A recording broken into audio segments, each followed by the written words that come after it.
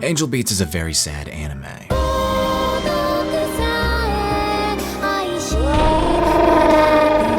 The story follows a bunch of dead people who feel slighted by God for how unfair their lives were, so they're given one more chance to have the ideal youth they so tragically missed out on. But some of these casualties of society don't want to fall in line and become another victim of your conformity. These guys are led by Yuri, a gun-wielding high school girl who recruits the recently reanimated Otanashi into a war against the student council president, this little angel. She speaks softly and carries an assortment of high-tech weaponry. This whole situation is very confusing for Otanashi, who I should probably mention also has amnesia, but he gets the gist of what's going on after Angel gives him an English hello. This does not kill him, because he's already dead. So he sleeps off his stab wound and is officially recruited into the afterlife battlefront, where he and the other members engage in both battle and buffoonery.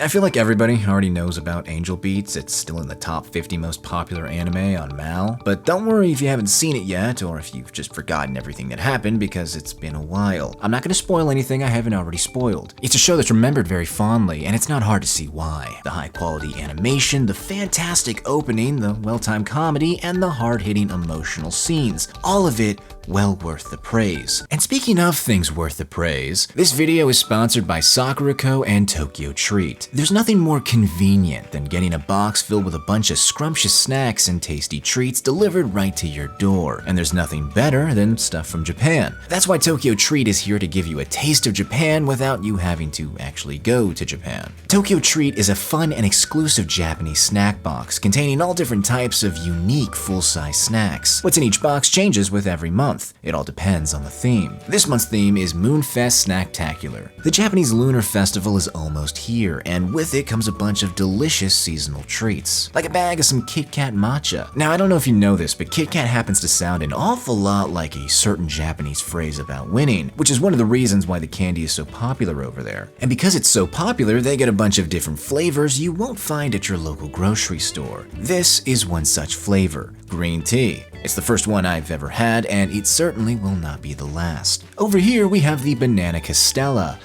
I'm quite fond of this one. Also the fried squid senbei. Calamari, but in chip form. Very different, very crunchy, and very good. Now these are just a couple of things from the box. There's also some golden moon senbei, garlic shrimp Japanese style chips, caramel popcorn, and even a packet of ramen. Of course, that's not everything, but you know, a little mystery never hurt anyone. Also included in the box is a booklet which has all the descriptions of the various food items along with some cultural insight on stuff related to the theme of the month. Get a box for yourself or for a loved one, or maybe, you know what, just get it for yourself. Your loved one doesn't deserve something this good. You can sign up for a subscription by clicking the link in the description below and using my code. This does help the channel out, and I wouldn't have taken this sponsorship if I didn't actually like these snack boxes. But now back to the video.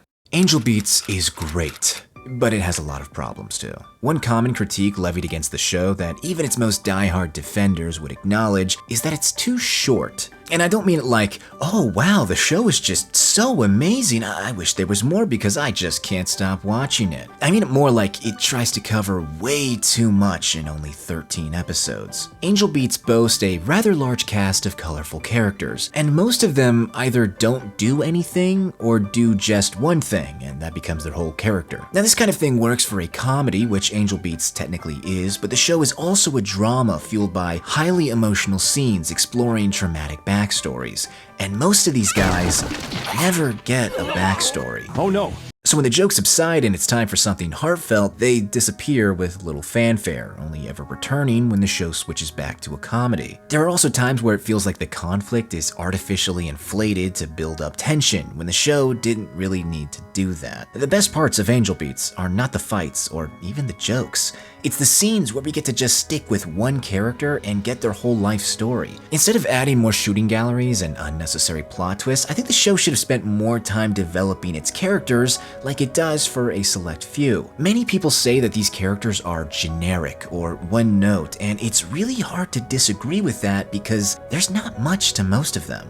I don't think that's a bad thing on its own. Not every character needs to be complex or even a main character, but it does feel like at least some of these guys were supposed to be fleshed out a whole lot more before the credits came. And that's because Jun Maeda and the other guys at Key were expecting to have more episodes to work with when they hashed out the story. They got over 40 episodes to tell Clanad's story, which came out just a couple years before this one. I'm sure they were expecting at least 26, but they only got half that. So it's no surprise most of the characters and the main plot itself feels kinda half-baked. But let's put aside character arcs for the moment and just focus on tone. Angel Beats does this thing where it goes back and forth between over-the-top comedy bits and tragic, downright brutal melodrama. Now you might think all of this switching between drama and comedy would ruin the one because of the other, but Angel Beats does a pretty good job at keeping the balance between serious and silly. Most of the first half does put comedy first, but even then, when it's time to get serious, the show slows down and never steps on its own toes for the sake of an easy joke. Is it kind of odd that a show which puts so much emphasis on dying with regret would also treat death like a joke more often than not? Yeah, sure, a little. And if you take two isolated scenes and slap them side by side, you might start to think you're watching two entirely different shows. 警察が来たのは30分後。生きていたのは私。謝るな、ユリッパー!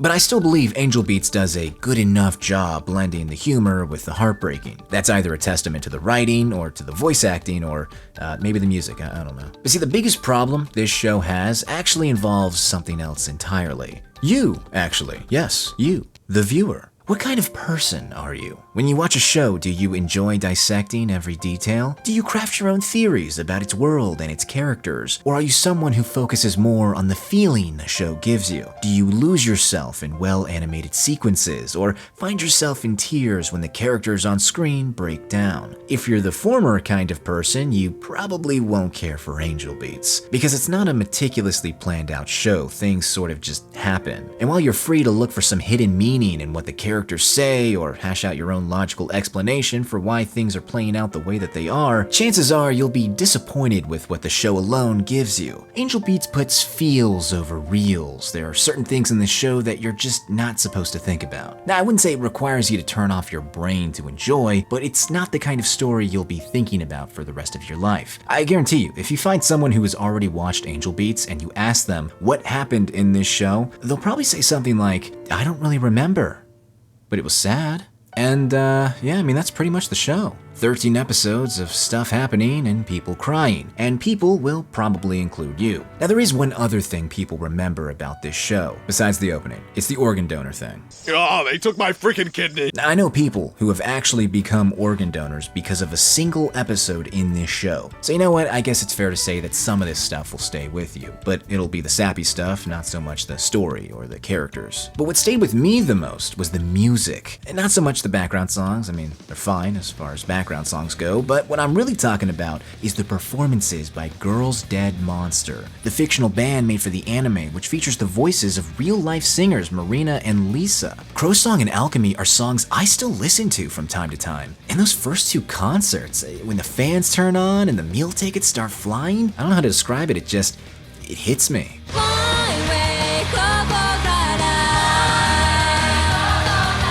Not only do these performances sound great, but the animation of the band members playing their instruments and jamming out on stage looks so good. I kind of brushed over this point earlier, but the whole show looks really good. Even a decade later, this show has not aged a day. And while the character designs aren't anything special, I think the soft glow on everything makes them stand out from other high school slice-of-life anime characters. That and the large arsenal of different weapons they all wield. Plus, I'll be honest, I found most of these guys pretty entertaining to watch. There are also a few OVA, a couple of manga, a light novel, and a PowerPoint presentation if you finish the main anime and want more. Angel Beats is a classic. Yes, it has its flaws, but it also has plenty of reasons to watch it, especially if you're just getting into anime. You know, now that I say that, that kind of sounds like an insult. This is not slop, I just mean it's highly accessible. Short and sweet and hardly any fan service to speak of. Plus it's pretty easy to track down, but you know, let me know what you thought of Angel Beats down in the comments. Is it overrated or is it underappreciated? Pick a side and do not compromise, it's more fun that way. Anyway, until next time, Ave Maria, Deus Vult, and a big thank you to all the cultured.